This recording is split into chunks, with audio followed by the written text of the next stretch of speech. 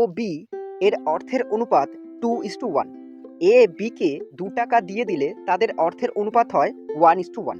তাহলে এ আর বি এর প্রাথমিক অবস্থায় অর্থের অনুপাত ছিল 2:1।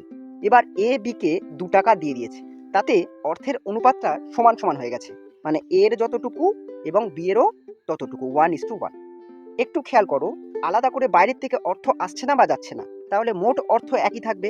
ইউনিট অনুযায়ী আগে ছিল 2 একে 3, পরে টোটাল 3 হওয়া উচিত, তাই না?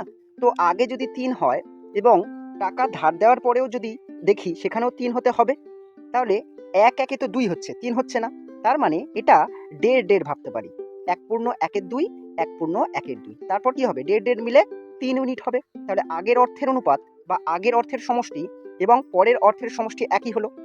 এখান থেকে আমরা উত্তরটা পেয়ে যাব। দেখো, আগে এর কাছে কত টাকা ছিল? 2 টাকা ছিল, এরকম ভাবতে পারি। এখন এ ধার দিয়েছে বিকে কিছু টাকা, সেই টাকাটা হচ্ছে 2 টাকা। ইউনিটটা কতটুকু কমেছে? আগে ছিল 2, এখন হয়েছে 1.5, মানে কত ইউনিট কমেছে? হাফ ইউনিট কমেছে। এই হাফ ইউনিটটাই হচ্ছে 2 টাকা। তাহলে হাফ ইউনিট যদি 2 টাকা হয়, তাহলে 1 ইউনিট কত হবে? 4 টাকা হবে, তাই তো? প্রশ্নে কি বলেছে? প্রশ্নে বলেছে যে তাদের প্রাথমিক অর্থের পরিমাণ কত, মানে ইউনিট অনুযায়ী, তাই না? ইউনিট অনুযায়ী যদি ভাবি, এর টাকাটা হচ্ছে 2 ইউনিট এবং বি এর টাকাটা হচ্ছে 1 ইউনিট। আর আমরা এক্ষুনি বার করেছি 1 ইউনিট হচ্ছে 4 টাকা। তাহলে 2 ইউনিট কত হবে? 2 ইউনিট 4 দুগুণে 8 টাকা হবে। 1 ইউনিট কত? 4 টাকা। সেটাই আমাদের জিজ্ঞাসা করেছিল। তাহলে অপশন সিতে দেখতে পাচ্ছি 8 টাকা এবং 4 টাকা আছে। তাহলে অপশন সি সঠিক উত্তর। আশা করছি বোঝা গেছে।